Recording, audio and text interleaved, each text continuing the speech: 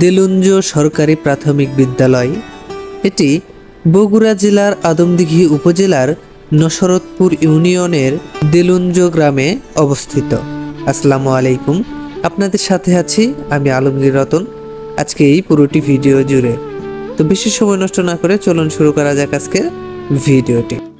দেলুঞ্জ গ্রামের ছোট্ট একটি বিদ্যালয়, 3 থেকে 4টি কক্ষ নিয়ে এই বিদ্যালয়টি গঠিত।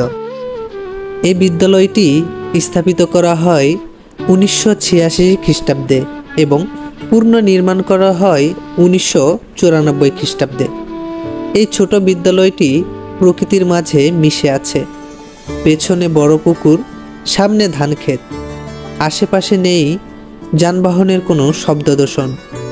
কারো কারো কাছে শুধুমাত্র এটি সোনালী অতীত, আবার কারো বর্তমান লেখাপড়ার সেতু বন্ধন।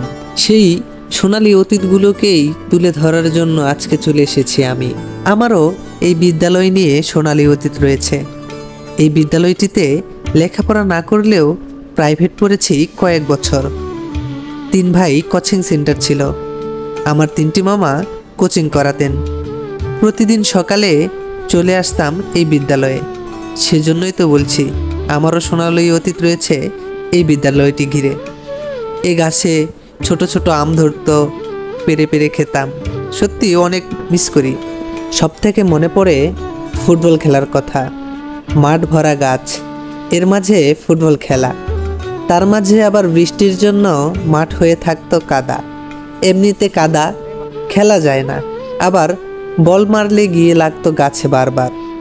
তখন খুব বিরক্ত মনে হতো, কিন্তু আজ অনেক মনে পড়ছে সেই দিনগুলির কথা।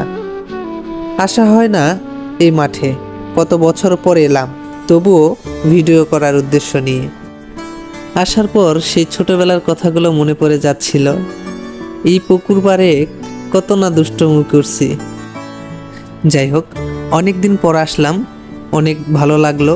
ঘুরে ঘুরে দেখতেছিলাম অনেক কিছুই নতুন করে করা হয়েছে, যেগুলো সত্যি অসাধারণ। ছোট্ট একটি বিদ্যালয় প্রকৃতির মাঝে, যেখানে কোনো শব্দ দূষণ নেই। সত্যি অসাধারণ একটি জায়গা। তবে আমার অতীত নিয়ে তো আমি বললাম। আপনার এই বিদ্যালয়টি ঘিরে যদি কোনো অতীত থেকে থাকে অবশ্যই কমেন্ট বক্সে জানাতে ভুলবেন না। এটি, আর কিছু বলার নেই। তবে আজকের ভিডিওটি এই পর্যন্তই।